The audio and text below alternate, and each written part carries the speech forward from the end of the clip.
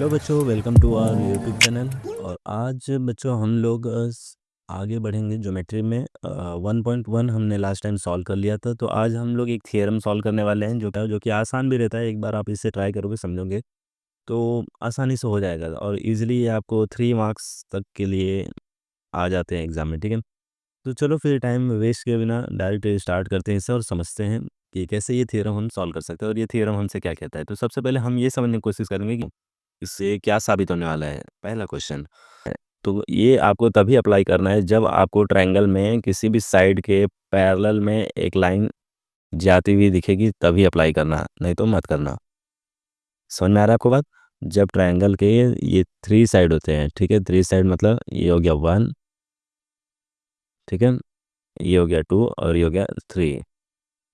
1 2 3 ये साइड है, ये तीनों साइड को आपस में ज्वाइन किया गया तो ट्रायंगल बन गया। ठीक है, तो अब ये जब ट्रायंगल बन गया है तो इन तीनों साइड में से किसी भी एक साइड के पैरेलल अगर लाइन गई, जैसे मान लो ये वाला साइड है, ठीक है, मैं इसका नेमिंग कर देता हूँ पी क्यू आर। अब क्यू आर के पैरेलल कोई लाइन चली गई तो पैरेलल लाइन मतलब क्या है? एक लाइन जो कि सेम डायरेक्शन में मूव करे। ठीक है, एक लाइन जो कि दूसरी लाइन के साथ साथ मूव करे विदाउट इंटरसेक्ट किए बिना और सेम डिस्टेंस मेंटेन किए बिना, उतना ही डिस्टेंस मेंटेन करते हुए वो मूव करते जाना चाहिए। तो क्यू आर है, क्यू आर के पैरेलल में एक लाइन जा सकती है। ठीक है, ये हो गया। या तो पी आर है, पी आर के पैरेलल में कोई लाइन जा सकती है। पी आर के पैरेलल में, ये पी आर है तो पी आर के पैरेलल में कोई लाइन ऐसे जा सकती है। ठीक है, या तो आप ऐसे समझ सकते हो कि पी क्यू के पैरेलल में कोई लाइन जा सकती है। ओके, ये 3 चांसेस है लाइन को पैरेलल जाने के लिए ट्रायंगल में। ठीक है, तो ये आपको तभी अप्लाई करना है जब ट्रायंगल के अंदर कोई एक लाइन, मिनिमम एक लाइन क्या है, किसी एक साइड के पैरेलल रहना चाहिए। ठीक है, तभी आप इसे अप्लाई करोगे। तो हमने व्हेन का आंसर ढूंढ लिया कि हमें ये कब अप्लाई करना है। ठीक है, अब बात आता है कि इसको अप्लाई करने से फ़ायदा ही क्या है, क्यों अप्लाई किया जाए। ठीक है, ये हमें क्या करता है ना, ये हमें हेल्प करता है ये बताने के लिए कि अगर जिस ट्रायंगल में इसे मैं अप्लाई करता हूँ, ठीक है, जिस ट्रायंगल में मैं इसे अप्लाई करूँगा, जब मैं इसको अप्लाई करूँगा तो ये मुझे हेल्प करता है ये रेशियो पता करने के लिए कि भाई ये जो साइड है ना, इसका ये वाला पार्ट और ये वाला पार्ट अब 2 टुकड़े में हो चुका है, क्योंकि इस लाइन ने, एम एन ने इसको यहाँ से कट कर दिया है। ठीक है, यहाँ से इंटरसेक्ट कर दिया है। अब ए एम एक हिस्सा हो गया, एम बी दूसरा हिस्सा हो गया इस लाइन के लिए। ठीक है, और ऐसे सिमिलरली ए सी को देखेंगे तो ये भी 2 पार्ट में डिवाइड हो चुका है। ए एन एक हिस्सा हो गया और दूसरा एन सी दूसरा हिस्सा हो गया। तो ये हमें ये समझाने की कोशिश करता है कि भाई अब जो ये डिवाइड हो चुका है ए एम और उसके नीचे आपका जो एम बी है, इसका जो रेशियो है, ठीक है, इन दोनों का जो रेशियो है ये इक्वल रहेगा किसके, जो दूसरा डिवाइडेड पार्ट है ए एन अपॉन एन सी के। ठीक है, तो ये हमें रेशियो इक्वल बताने की कोशिश करता है, समझाने की कोशिश करता है कि भाई जब किसी ट्रायंगल में कोई एक लाइन, किसी ट्रायंगल में, ठीक है, हम स्टेटमेंट को भी देख लेते हैं इसी साथ में। तो बीपीटी का स्टेटमेंट हमें क्या कहता है, ये यही कहता है कि जब कभी भी किसी ट्रायंगल में कोई एक लाइन किसी एक साइड के पैरेलल होकर अगर ऐसे गुजरती है, तो ये एक लाइन के तो पैरेलल है। ठीक है, मान लो यहाँ पे बेस लाइन के तो पैरेलल हो गया, लेकिन ये दो को इक्वल रेशियो में इंटरसेक्ट कर देता है। तो जितना रेशियो इसका आएगा इन दोनों का, उतना ही रेशियो इसका आएगा। ठीक है, ये हमें साबित करने में मदद करता है। कौन? ये बीपीटी थियरम। ठीक है, बेसिक प्रोपोर्शनैलिटी थ्योरम। तो आई होप यहाँ तक आपको समझ में आया होगा। ठीक है, क्या समझे बेटा? यहाँ पे आपने ये सीखा कि ये थ्योरम अप्लाई करना ही कब है। ये थ्योरम तब अप्लाई करना है जब ट्रायंगल में कोई एक लाइन किसी एक साइड के पैरेलल होगा, तभी ही अप्लाई करना, नहीं तो मत अप्लाई करना। ठीक है, दूसरा क्यों अप्लाई किया जाए? क्योंकि अगर मुझे जानना है कि उनके रेशियोज़ का आपस में क्या रिलेशन है, इक्वल है कि नहीं है, तो उस टाइम पे मुझे ये थ्योरम अप्लाई कर देना चाहिए, जो ईज़िली मुझे बता देगा कि दो जो डिवाइडेड सेगमेंट हैं, ठीक है, एक के तो पैरेलल रहेगा, बचा हुआ 2 सेगमेंट जो डिवाइड हुआ है, उसका रेशियो ये हमें बता देगा। ठीक है, यहाँ पे आप ईज़िली देख पा रहे हो कि ए एम यहाँ से ब्रेक हो गया, तो ये ए एम एक एक हो गया सेगमेंट और एम बी दूसरा सेगमेंट हो गया। तो A M upon M B equal to A N upon N C. यहाँ पे एन है, यहाँ पे सी है, तो A N upon N C, और इसके तो पैरेलल था, उसको तो छोड़ ही दो। ठीक है, तो ये इस तरीके से आप इसको अप्लाई करोगे। तो अब बात कर लेते हैं कि ये प्रूव किया कैसे जाएगा, कैसे हम ये नतीजे तक पहुँचे कि A M upon M B equal to A N upon N C, किस आधार पे ये कहा गया है। So for that we have to prove this particular theorem on the basis of some constructions and the some basic formulae what we already used, जो कि 1/2 into base into height वगैरह था। ठीक है, बस वही सब का कॉन्सेप्ट यूज़ करेंगे और सॉल्व करने की कोशिश करेंगे। इस ट्रायंगल को प्रूव करने के लिए मैं थोड़े से अलग-अलग टाइप से इस ट्रायंगल को व्यू देना चाहता हूँ कि आप इज़िली समझ पाओ, ठीक है? जो ब्रिलियंट स्टूडेंट हो तो फटाफट समझ जाएँगे, बट डोंट वरी। जो वीक स्टूडेंट हो वो भी बेचारे समझना चाहिए ना, हाँ, कि उनको भी तो हेल्प होना चाहिए कि भाई ये कैसे सॉल्व हो रहा है, मुझे भी समझ में आना चाहिए। तो पहले ना इस पूरे ट्रायंगल में आपको सिर्फ़ ये वाले ट्रायंगल को देखना है। ये जो इस तरीके से गया है, इसका नाम है ए और इधर नाम है बी और इधर नाम है क्यू। और ये क्यू से होते हुए एक लाइन गई है, ठीक है? और जो कि इस साइड इंटरसेक्ट की है तो पी, ठीक है? बस आपको ये ध्यान देना है, ये वाला देख लो, इसमें ये दिख रहा है आपको, ये इस तरीके से गया है, ये आया है और ये गया है और इस तरीके से क्यू से ये लाइन गया, मैंने बस इसको यूज़ किया है, ठीक है? तो बस इतने लाइन को ध्यान दो। अब इस डायग्राम को ध्यान दो, इस डायग्राम में ये 2 ट्रायंगल दिख रहा है, ठीक है? ये हो गया पहला ट्रायंगल, ये हो गया दूसरा ट्रायंगल, ये 2 ट्रायंगल दिख रहे हैं। अब इन दोनों ट्रायंगल में हम क्या कर सकते हैं, इन दोनों ट्रायंगल को हम लोग जो किए थे भाई 1/2 इंटू बेस इंटू हाइट, मतलब इन दोनों ट्रायंगल के एरिया का रेशियो लिखेंगे। क्या लिखेंगे? दोनों ट्रायंगल का एरिया का रेशियो। तो हम हाइट बेस यूज़ करने वाले हैं। अब इसमें हाइट क्या होने वाला है, बेस क्या होने वाला है, ठीक है? ये आपको हो सकता है कन्फ्यूजन आ जाए, तो इसके लिए ना इस डायग्राम को मैं थोड़ा-सा ऐसे रोटेट करके बना देता हूँ। रोटेट करने का इस तरीके से इसको रोटेट करो ये डायरेक्शन में, ठीक है? तो जब इस डायरेक्शन में रोटेट करोगे तो इधर पे इसको ए को अगर पे मूव कराओगे, ए को अगर इस डायरेक्शन में मूव कराते लेके आओगे तो ये कैसे हो जाएगा, ये हो जाएगा अब कुछ इस तरीके से डायग्राम। ए इस साइड चला आएगा, है ना? जब ए को आप इस साइड घुमाते आओगे और बी को इस साइड अगर लेके जाओगे तो बी इधर पे शिफ्ट हो जाएगा और क्यू तो ऊपर चला जाएगा और ये कुछ इस तरीके से हो जाएगा और यहाँ आ जाएगा पी, राइट? अब देखो ये ट्रायंगल हो गया, इस ट्रायंगल में हाइट क्या रहने वाला है, दोनों ट्रायंगल है, तो हमने लास्ट टाइम सीखा था जब 2 ट्रायंगल आपस में जॉइन हो तो उन दोनों के लिए हाइट क्या होता है, कॉमन होता है, ठीक है? एक बराबर होता है क्योंकि दोनों सेम पॉइंट से स्टार्ट हो रहा है, ठीक है? यहाँ पे दोनों पॉइंट क्यू से स्टार्ट हो रहा है, तो स्टार्ट दोनों ये रीजन से हो रहे हैं और एंड इस रीजन पे हो रहे हैं, तो मतलब हाइट जो रहेगा वो दोनों के लिए सेम रहेगा, ठीक है? तो ऐसे में जो बेस रहेगा वो फर्स्ट वाले के लिए ये हो जाएगा, सेकंड वाले के लिए ये हो जाएगा, मतलब ए पी और पी बी।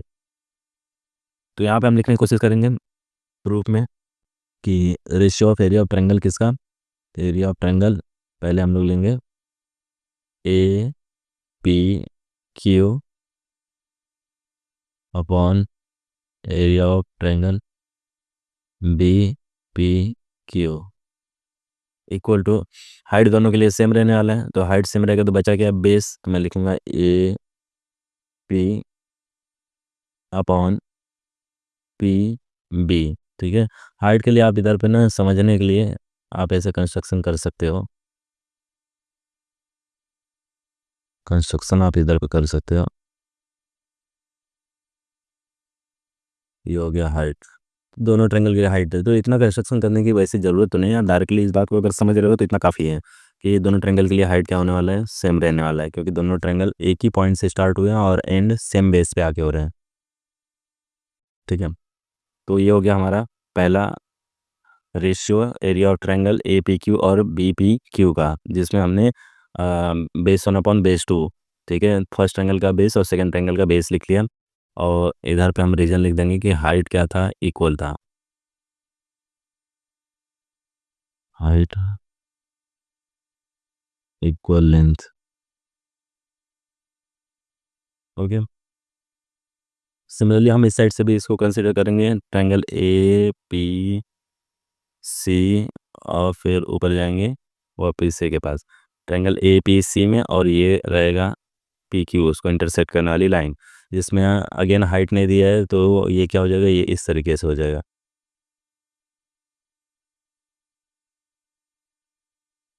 ठीक है? तो हाइट नहीं दिया है तो इसको अगर मैं रोटेट करूँगा तो सेम इसी की तरह दिखेगा, तो मतलब दोनों के लिए हाइट क्या है, सेम है क्योंकि दोनों triangle one triangle two, triangle one कौन सा, ये मान लो ट्रायंगल वन है और ये हो गया ट्रायंगल टू। ठीक है, ये ए है, ये पी, ये क्यू और ये सी। ये ट्रायंगल वन हो गया, ये ट्रायंगल टू हो गया। तो ट्रायंगल वन और टू हो गया, इन दोनों ट्रायंगल को देखेंगे तो कॉमन पॉइंट क्या हो गया, पी। तो पी से शुरू हुआ है और ए सी पे ही आके दोनों खत्म हुआ है। ठीक है, तो दोनों के स्टार्टिंग पॉइंट पी से है, एंड है आकर ए सी पर। तो हाइट दोनों के लिए क्या रहने वाला है, सेम होने वाला है। तो इसके लिए अगेन यहाँ पे क्या बचेगा, बेस। तो ये रहेगा बेस वन और ये रहेगा बेस टू। ठीक है, तो अगेन ये सेकेंड टाइम लिखेंगे, सेकेंड टाइम लिखेंगे तो नाउ एरिया ऑफ ट्रायंगल। ठीक है, इसको इरेज कर देता हूँ। A P Q upon area of triangle C Q, C Q P, या ऐसे लिख सकते हैं triangle C P Q. Again दोनों में हाइट सेम था तो हमने क्या लिखना है, ए क्यू इस साइड लिखना है और सी क्यू इस साइड लिखना है। ठीक है, तो ए क्यू हम न्यूमरेटर को लिख दिया, सी क्यू डिनोमिनेटर को। अगेन इसमें क्या कॉमन था, हाइट इक्वल लेंथ। ठीक है, दोनों का हाइट इक्वल लेंथ। ठीक है, अब दो चीज़ें तो यहाँ पे हमें साफ साफ समझ में आ गया। ठीक है, कि A P Q upon B P Q में हमें ए पी अपॉन पी भी मिला, again A P Q upon C Q P में A Q upon C Q मिला। अब और जो इसमें ट्रायंगल बनता हुआ दिख रहा है उसका भी रेशियो हम फाइंड आउट करने की कोशिश करेंगे। ठीक है, तो अब हमें ध्यान देना है किस ट्रायंगल की तरफ। एक मिनट इसे थोड़ा इरेज कर दूँ तो पहले मैं। तो अब हमें यहाँ पे ध्यान देना है, इस ट्रायंगल के ऊपर इसका रेशियो निकालना है हमें, बी क्यू पी ये ट्रायंगल, और फिर दूसरी बार में triangle B P Q C, ये दोनों का रेशियो निकालना है। तो अगेन हम इसका रेशियो निकालने की कोशिश करेंगे।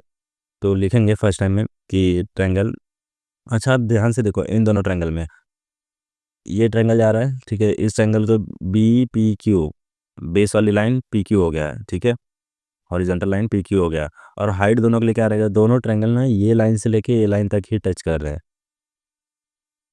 ठीक है, दोनों ट्रायंगल के लिए आप ध्यान से देखोगे तो दोनों क्या कर रहे हैं, कि दोनों आपको ये पी क्यू ये लाइन दिख रहा है, यहाँ से शुरू होके यहाँ पे आगे ख़त्म हो जा रहा है। तो मतलब दोनों के लिए हाइट क्या है, सेम।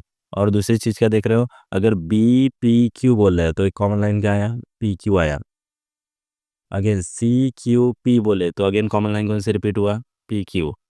ठीक है, तो मतलब यहाँ पे दोनों के लिए बेस और हाइट दोनों क्या हो जाएगा, सेम हो जाएगा। क्योंकि देखो हाइट क्या हो जाएगा, दोनों के लिए इतना ही रहने वाला है। तो अगेन बेस क्या हो रहा है, दोनों के लिए कॉमन हो रहा है। तो हाइट भी सेम हो जा रहा है और बेस भी सेम हो जा रहा है दोनों के लिए कॉमनली। ठीक है, तो यहाँ पे हम लिखेंगे अगेन कि area of triangle, area of triangle B P Q upon area of triangle C P Q equal to, दोनों का हाइट बेस सेम है तो हाइट बेस सेम है तो कैंसिल हो जाएगा। ठीक है, और जब कैसे हम लोग लिखते हैं, B one H one B two B two H two. लेकिन ये सारी चीज़ें तो आपस में सेम है क्योंकि दोनों का हाइट भी सेम है और दोनों का बेस भी सेम है, तो ये सब आपस में कैंसिल हो जाएगा। ठीक है, और रीजन क्या लिखेंगे, both height and base are equal. ठीक है, दोनों क्या है, इक्वल है, तो वो यहाँ पे लिख देंगे हम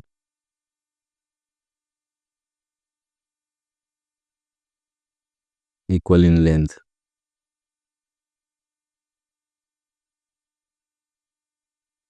तो अब यहाँ पे बचा क्या, area of triangle B P Q upon area of triangle C P Q equal to, ये कैंसिल हो गया तो वन अपॉन वन हो जाएगा। वन अपॉन वन तो क्रॉस मल्टीप्लाई करूंगा, इसका मल्टीप्लाई इसके साथ, इसका मल्टीप्लाई इसके साथ। ठीक है। तो क्रॉस मल्टीप्लाई कर दूंगा तो क्या हो जाएगा ये, अब ये बन जाएगा area of triangle B P Q equal to area of triangle C P Q, ये हो जाएगा। तो अगर मैं इसे फर्स्ट मान लेता हूँ और इसे सेकंड मान लेता हूँ और ये थर्ड, तो अपने पास टोटल थर्ड 3 इक्वेशन हो चुके हैं। अब इक्वेशन फ्रॉम 1 to 3, ये तीनों को अगर ध्यान से देखा जाए तो क्या मुझे कोई कंक्लूजन मिल रहा है, ऐसा मैं चेक करने की कोशिश करता हूँ। ठीक है, अब देखो यहाँ पे फर्स्ट वाले को अगर ध्यान दिया जाए तो इसमें ऊपर क्या लिखा है, ए पी क्यू, न्यूमरेटर में ए पी क्यू लिखा है, नीचे क्या लिखा है, B P Q, right. Okay, और फिर अगर देखेंगे सेकेंड वाला, ये वाला देखते हैं, तो इसमें ऊपर क्या लिखा हुआ है, न्यूमरेटर को ए पी क्यू, और नीचे क्या लिखा है, सी पी क्यू। ध्यान से देखो तो दोनों का न्यूमरेटर सेम है, दोनों का न्यूमरेटर सेम है, ए पी क्यू और ए पी क्यू।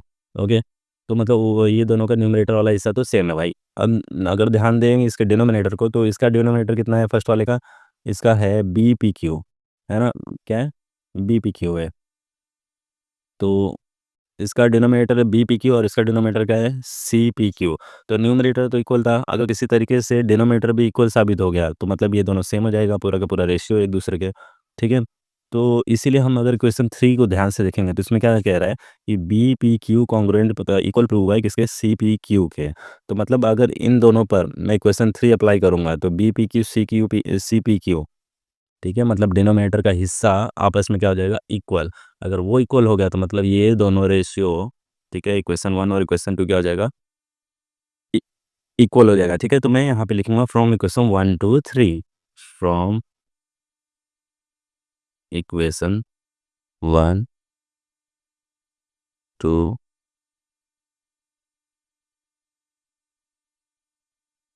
1 2 and 3।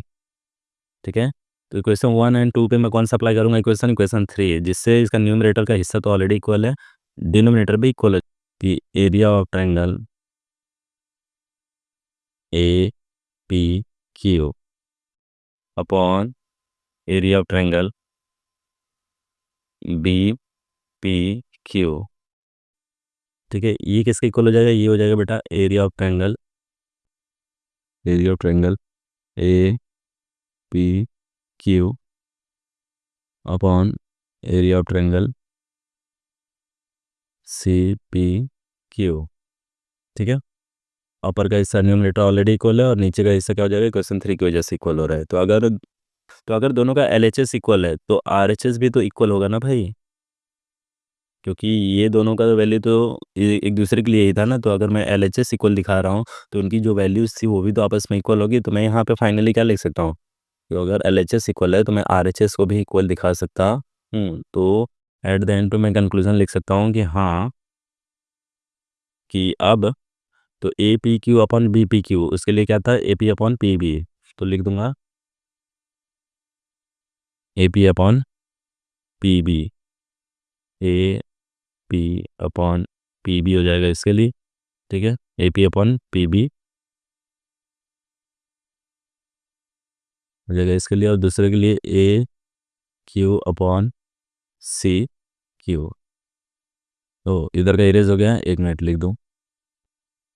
तो फाइनली देखो हम अपने रिजल्ट तक आ गए, A P upon P B और A Q upon C Q. तो यही हमें स्टार्टिंग में हमने डिस्कस किया था, यही हमें क्या करना था, सॉल्व करना था। ठीक है, कि ये जो ट्रायंगल ठहरा, जब ये लाइन उसको डिवाइड कर रही है दो अलग अलग पॉइंट से, पी और क्यू से, तो ऐसे में A P upon P B ये इक्वल होगा A Q upon Q C के।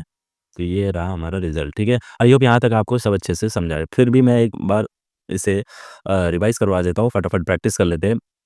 हमें क्या बताना है कि किसी ट्रायंगल में कोई भी एक लाइन अगर दो साइड को इंटरसेक्ट करते हुए जा रही है और थर्ड साइड के पैरेलल है, ये देखो दो साइड को इंटरसेक्ट कर रही है इस जगह पे और थर्ड वाले साइड के पैरेलल जा रही है।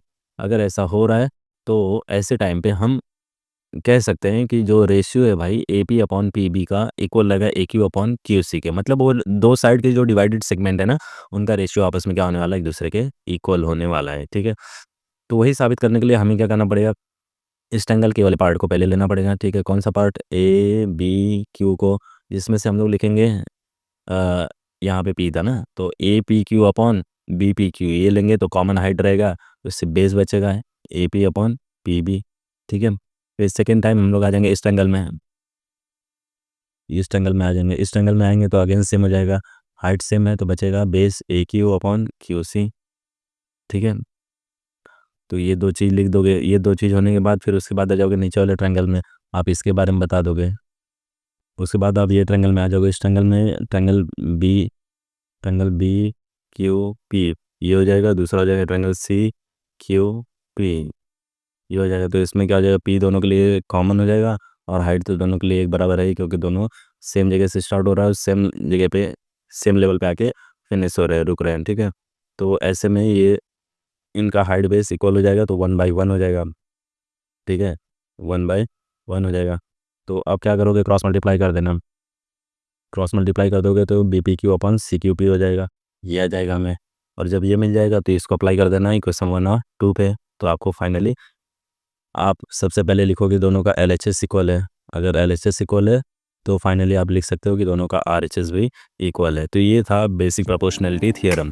ठीक है, ठीक है, तो उम्मीद करता हूँ आप इसे प्रैक्टिस करोगे, इसी तरीके से सीखते रहो, पढ़ते रहो और आगे बढ़ते रहो। सी यू, बाय बाय, मिलते हैं नेक्स्ट लेक्चर में।